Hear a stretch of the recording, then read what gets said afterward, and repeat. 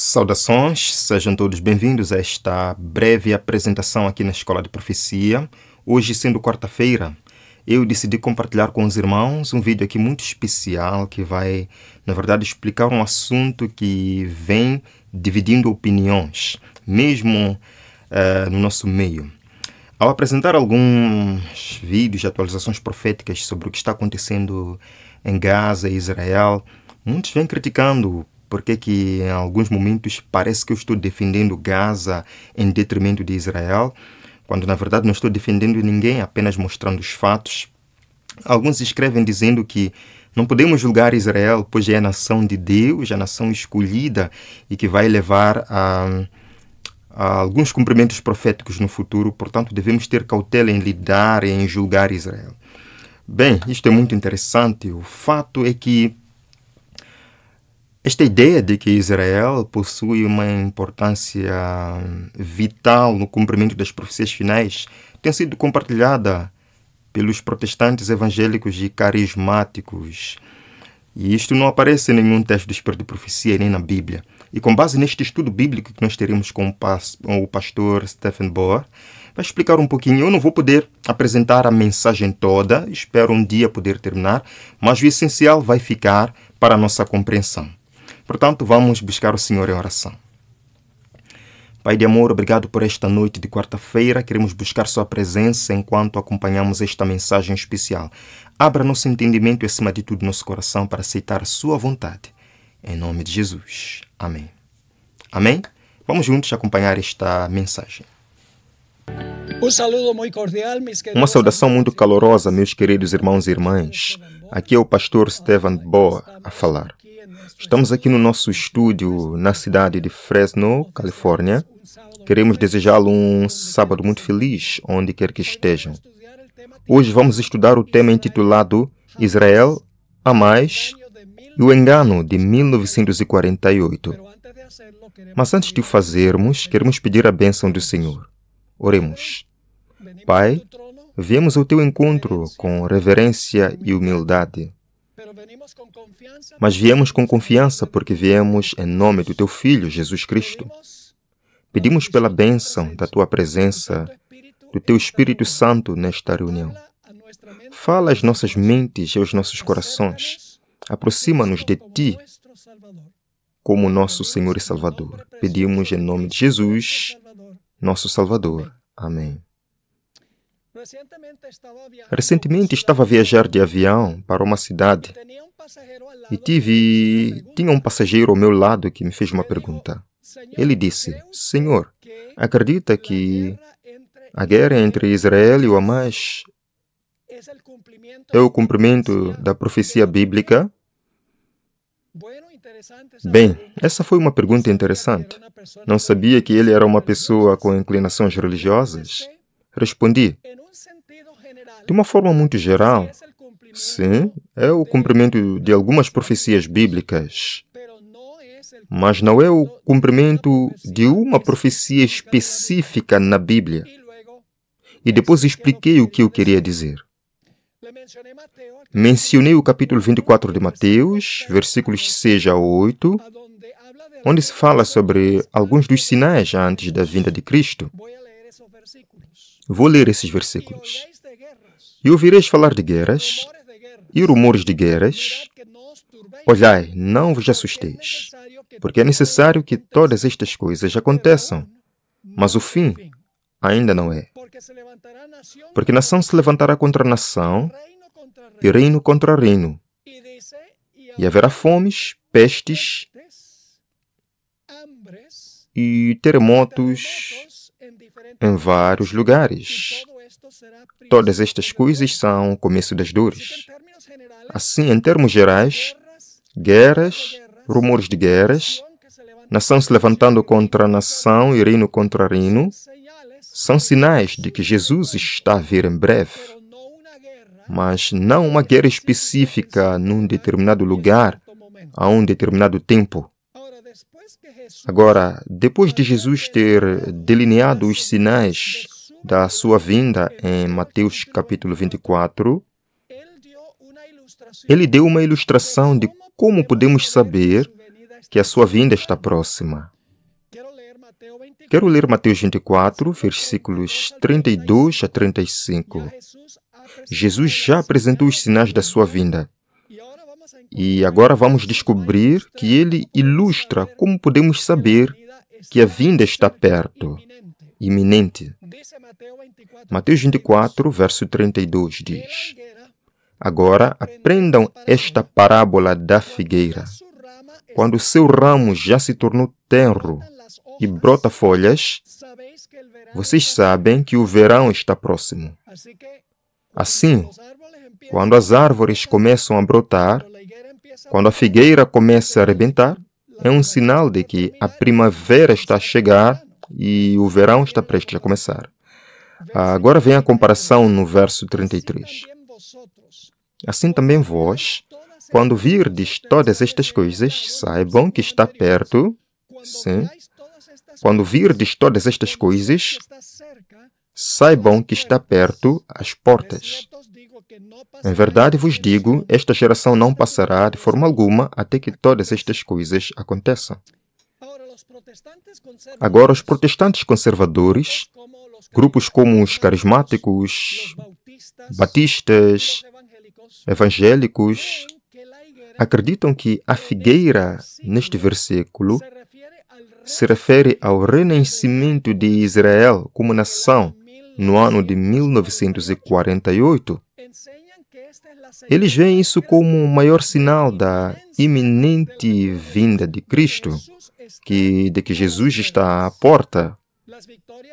As vitórias de Israel nas guerras de 1967 e 1973 intensificaram a conversa entre esses grupos religiosos sobre o suposto cumprimento da profecia de Jesus acerca da figueira, segundo a sua interpretação. A atual guerra entre Israel e Hamas também serve como um argumento nas mãos deles que Israel desempenhará um papel importante na profecia do fim dos tempos e deve ser defendido a todo custo. Agora, quero começar esta apresentação perguntando: por que Deus escolheu Israel? Escolheu Deus Israel incondicionalmente, ou seja, Deus escolheu Israel sem condições, ou Deus escolheu Israel com um propósito muito especial? Quando falamos de Israel, estamos a referir-nos à nação de Israel, que Deus escolheu no Antigo Testamento para espalhar a esperança da vinda do Messias. Vamos ler Isaías 49, verso 6, onde se fala sobre a razão pela qual Deus escolheu a nação de Israel e fez dessa nação a sua teocracia. Diz em Isaías 49, verso 6, Deus está falando: é coisa muito pequena que sejas o meu servo para levantar as tribos de Jacó e restaurar os preservados de Israel? Também te farei luz para as nações, para que a minha salvação alcance os confins da terra. Isto lembra-nos a profecia, ou melhor, a declaração de Jesus em Mateus 28, 18 a 20, onde ele ordenou aos seus discípulos que fossem e pregassem o Evangelho a todas as nações, até aos confins da terra. Diz especificamente que uma vez que o Evangelho é pregado, Cristo retornará pela segunda vez. Agora, em primeiro lugar, devemos reconhecer que a figueira, como a vinha, está associada à nação literal de Israel no Antigo Testamento. Quero ler um texto onde tanto a figueira quanto a vinha estão associadas ou relacionadas a Israel, o Israel literal. Vamos ler Oséias 9, verso 10. Como uvas no deserto, encontrei Israel. As uvas vêm de uma videira. Como uvas no deserto, encontrei Israel. Deves também comparar isso com o capítulo 5 de Isaías, onde Israel é comparada a uma vinha. Diz assim: como uvas no deserto, encontrei Israel. Como o primeiro fruto da figueira na sua primeira estação, vi os vossos pais. Mas foram a Baal Peor e consagraram-se à vergonha e tornaram-se detestáveis como a coisa que amavam.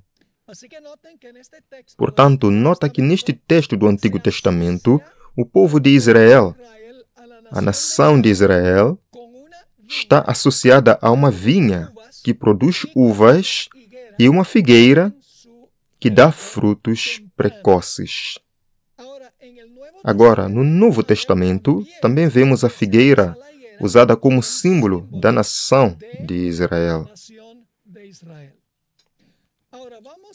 Agora, vamos estudar o nosso tópico principalmente em 3 partes. Vamos começar pela primeira parte, que se encontra no capítulo 3 de Mateus, versículos 8 a 10. Estes versos descrevem a pregação de João Batista. João começou a pregar 6 meses antes de Jesus começar o seu ministério, ou seja, meio ano antes de Jesus começar o seu trabalho. João deu a mensagem que estamos prestes a ler em alguns momentos. A missão de João era preparar o caminho para que o povo de Israel recebesse Jesus na sua primeira vinda. Eu destaquei certos conceitos na passagem que estou prestes a ler, porque esses conceitos, aos quais vou dar ênfase especial, reaparecem na segunda e terceira partes do tópico que estamos a estudar. Então vamos a Mateus 3 e vamos ler os versículos 8 a 10, que contêm a mensagem de João Batista. E, por favor, não se esqueçam de prestar atenção aos tempos que vou sublinhar ou enfatizar, aos termos. Diz o seguinte: João Batista: portanto, dai frutos. Não se esqueçam dessa palavra, frutos, dignos de arrependimento.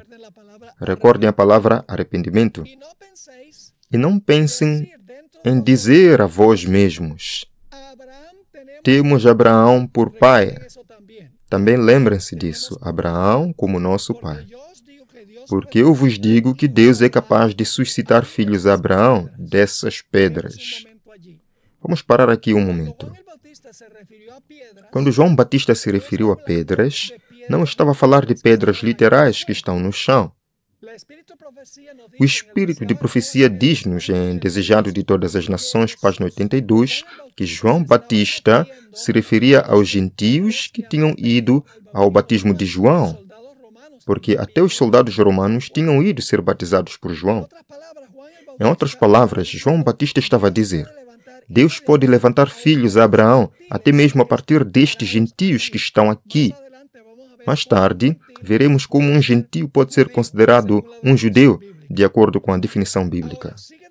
Agora, a passagem continua no versículo 10. E mesmo agora, a machadinha, lembre-se disto, a machadinha está posta a raiz. Não se esqueçam da palavra raiz, é muito importante, das árvores. Lembre-se também das palavras árvores.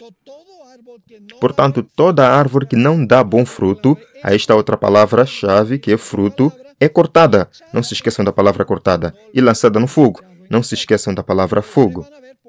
Agora você verá que estou enfatizando essas frases e conceitos, e estes conceitos, estas palavras-chave da mensagem de João Batista, que ele proclamou 6 meses, meio ano antes do Senhor Jesus começar seu ministério.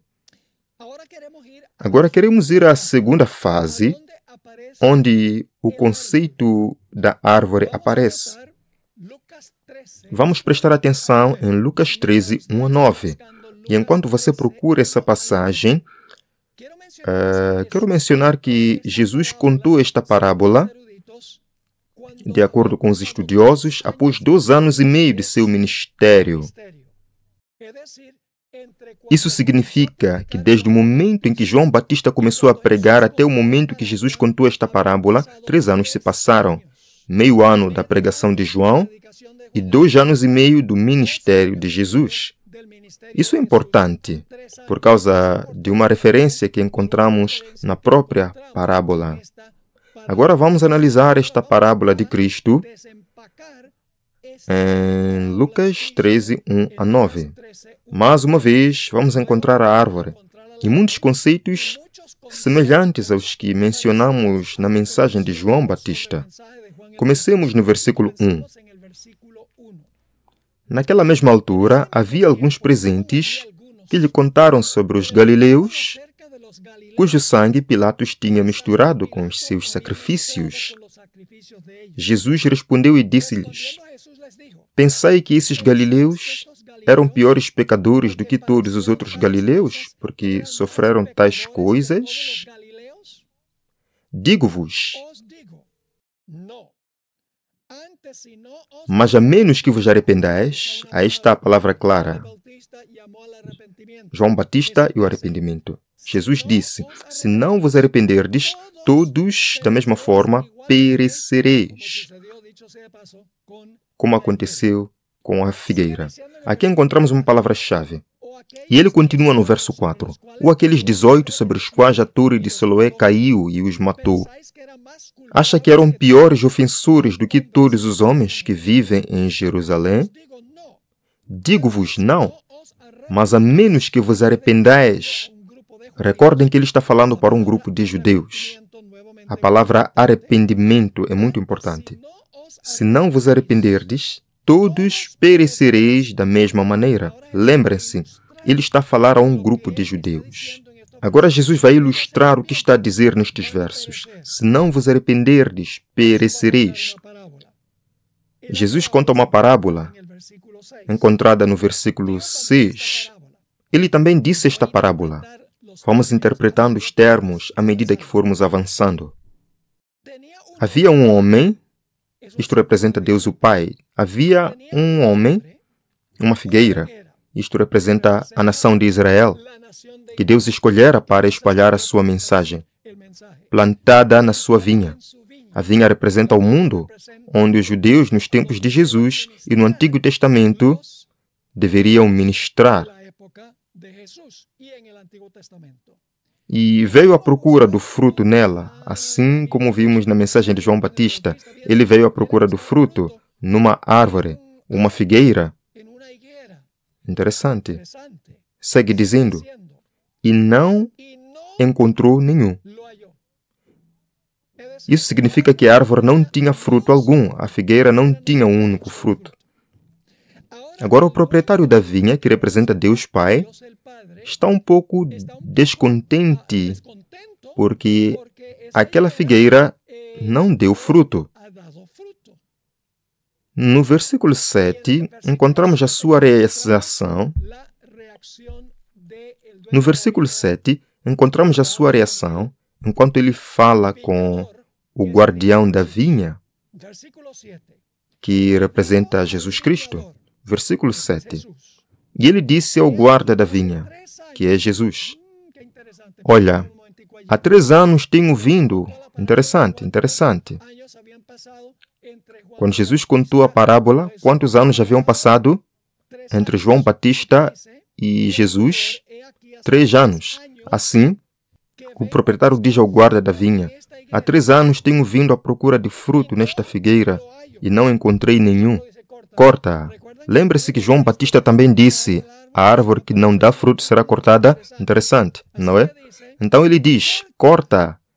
Por que deve ela ocupar o terreno inutilmente? A terra representa a terra de Israel, onde a figueira, o povo de Israel, foi plantada. No entanto, não produziu frutos durante os primeiros 3 anos da proclamação da mensagem sobre a missão de Israel. Então, versículo 8. Mas ele respondeu e disse ao proprietário da vinha. Jesus, que ama a vinha, fala ao proprietário: Deus Pai: Senhor, deixa por este ano também. Por que este ano? Quanto tempo restava no ministério de Jesus? Bem, na época em que contou a parábola, tinha passado 2 anos e meio. Agora ele pede mais 1 ano. O ministério de Jesus durou 3 anos e meio. Repare como a parábola nos dá a cronologia do ministério de Jesus, começando com o ministério de João Batista. Assim, o viticultor diz: Senhor, deixe-o ficar sozinho também este ano, até que eu cave à volta dele e o adube, significando, vou lhe dar mais atenção. Verso 9. E se der fruto no próximo ano, ótimo, mas se não der, então pode cortá-la. Pode cortá-lo. Agora, quando Jesus terminou a parábola, não sabemos como ia acabar. Restava 1 ano. E não sabemos se, durante esse ano, a figueira iria dar fruto ou não. Claro, nós, no século XXI, sabemos o que aconteceu durante aqueles anos. Mas, quando Jesus contou a parábola, a resposta ficou em suspense. A figueira iria dar fruto ou não? Não sabíamos. Isto é semelhante ao que encontramos na história do filho pródigo. Na realidade, o pródigo era aquele que ficou em casa, ou seja, o irmão mais velho. Quando a parábola do filho pródigo termina em suspense, porque o pai tenta raciocinar com o filho mais velho e não diz se o filho mais velho aceitou ou não o raciocínio do pai, ficou não resolvido. O filho mais velho representa a nação judaica, porque o filho mais velho disse: Oh, tenho te servido todos estes anos tenho sido fiel, mereço muito mais que o meu irmão. Os judeus acreditavam que por ter recebido muitas bênçãos, mereciam mais recompensas do que os outros.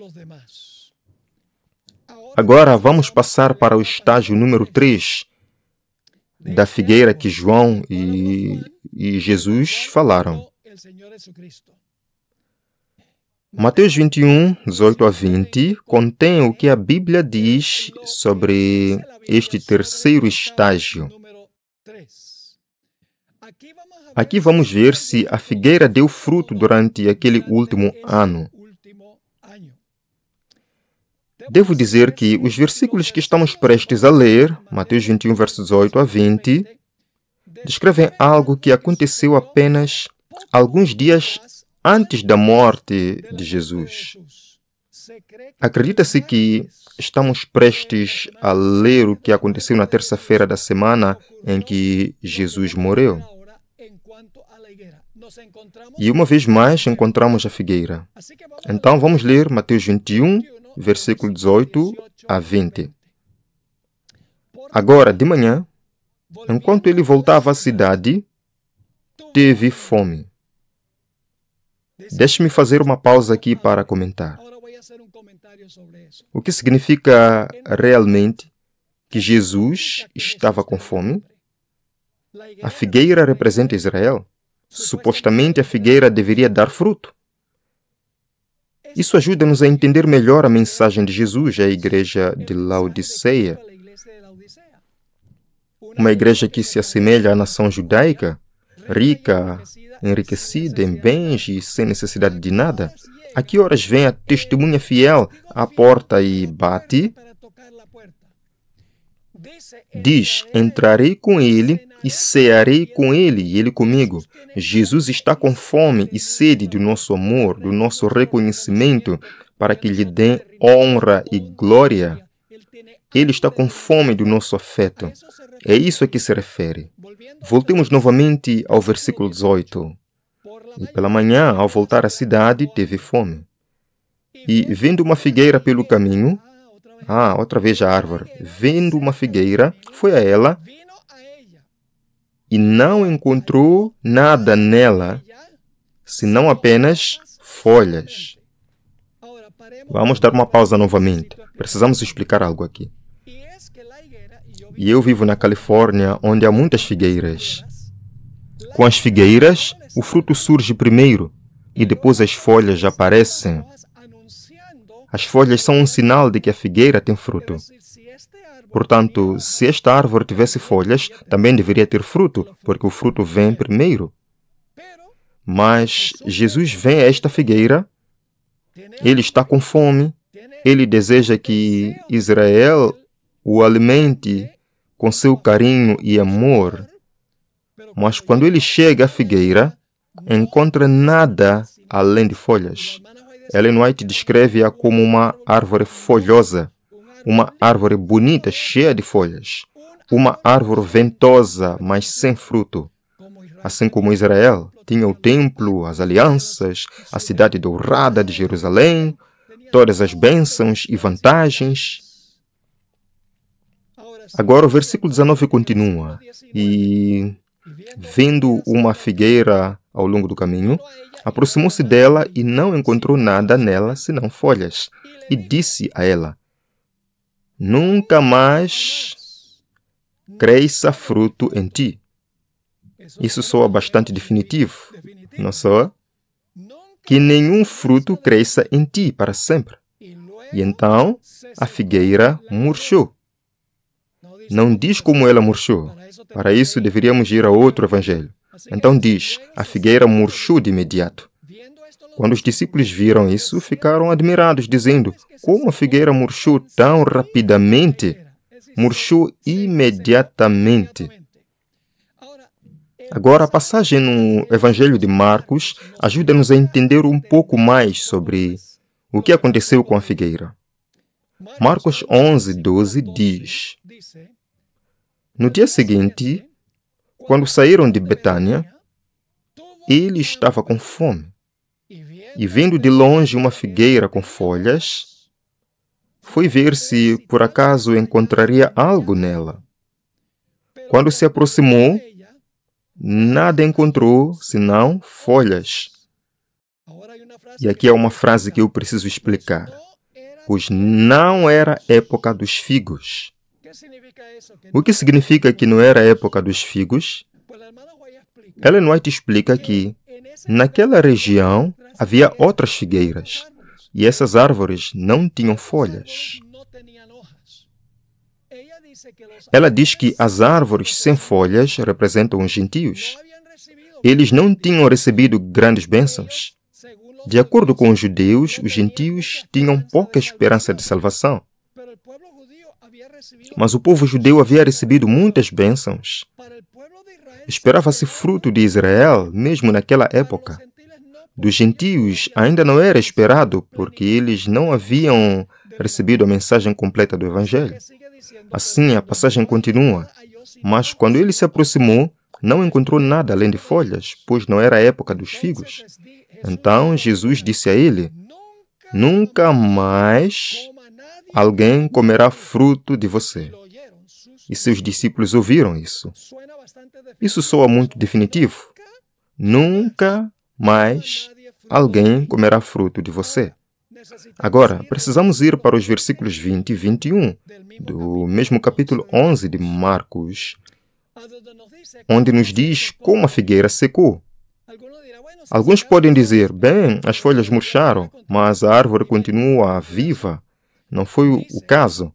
O versículo 20 diz: de manhã, enquanto caminhavam, viram que a figueira tinha secado desde a raiz. Então Pedro, lembrando-se, disse-lhe: Rabi, olha, a figueira que amaldiçoaste secou. Quando uma árvore seca das raízes, é o fim. Não há mais esperança para essa árvore. Agora, não me interpretem mal. A nação de Israel tem o direito de existir como nação, mas já não é o veículo que Deus usa para levar o Evangelho ao mundo. Hoje, Ele usa a Igreja Cristã Global para proclamar o Evangelho. Judeus literais, como indivíduos, podem certamente aceitar Cristo e receber a salvação. Mas a nação judaica já não é o veículo de Deus para levar o Evangelho ao mundo. Eu espero que tenha ficado essencial. Se ainda há mais dúvidas, teremos mais um tempo para aprofundarmos sobre este tema, sobre esta mensagem. O fato, irmãos, é que não existe nenhuma profecia referente a Israel no tempo do fim. A guerra que está acontecendo, como mostramos em outro vídeo, não passa de uma conspiração que foi escrita também por Albert Pike, que levará o mundo à grande união final. Portanto, sem querer entrar em mais detalhes, nós iremos fechar assim a nossa programação. Esperamos amanhã voltar para mais um estudo, pela graça do Senhor. Vamos orar. Senhor, agradecemos por ter estado conosco neste momento especial. Queremos que o Senhor nos ajude a entender mais e mais sobre estes assuntos importantes e que, infelizmente, o mundo compreende mal. Nós queremos compreender bem para ajudar outros a compreender melhor. Ajuda-nos, Senhor. Em nome de Jesus. Amém. Amém. Deus abençoe e até amanhã.